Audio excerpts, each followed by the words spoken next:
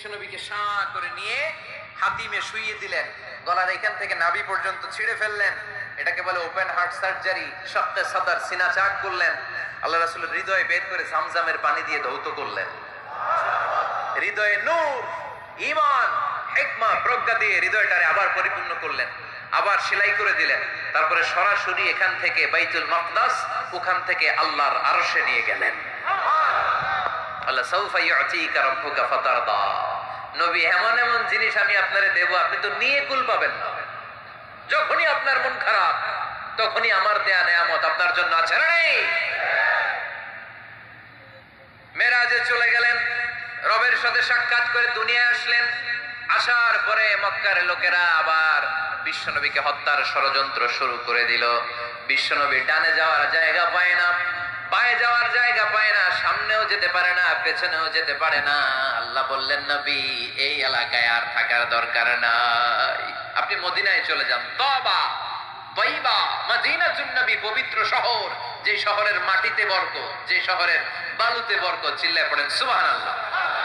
বিশ্বনবী আল্লাহ তাআলার আদেশে এই কষ্টকর পরিস্থিতি থেকে উত্তরণের জন্য মক্কা থেকে মদিনায় গেলেন। মদিনায় যাওয়ার সাথে সাথে লোকজন গাইতে শুরু করলো, তালাআল বাদরু আলাইনা মিন সানিয়াতিল ওয়াদা ওয়াজাবা শুকরু আলাইনা মাদা লিল্লাহি দা আইয়ুহাল মাবউসু ফিনা জিতা মিন আমরিল মুতা' জিতা শারাফতাল মাদিনা মারহাবান ইয়া খায়রাদা।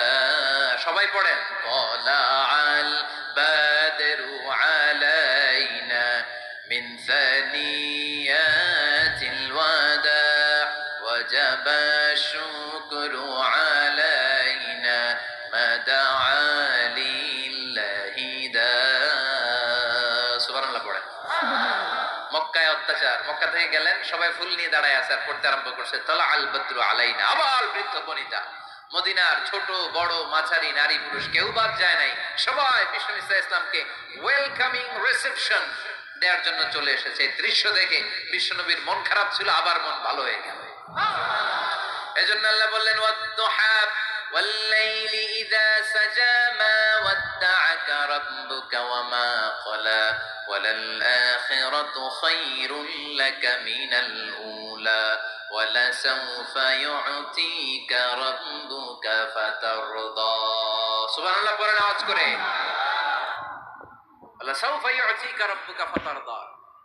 এ নবী, এমন এমন জিনিস দিব আপনি খুশি হয়ে যাবেন, খুশি হয়ে যাবেন। মদিনাতে যে আল্লাহ রাসূল সাল্লাল্লাহু আলাইহি ওয়াসাল্লাম মসজিদে নববী প্রতিষ্ঠা করলেন, আল্লাহ তাআলা কিবলা চেঞ্জ করে দিলেন। আগে পড়তো মক্কার দিকে নামাজ, এখন পড়ে ফিলিস্তিনের দিকে নামাজ।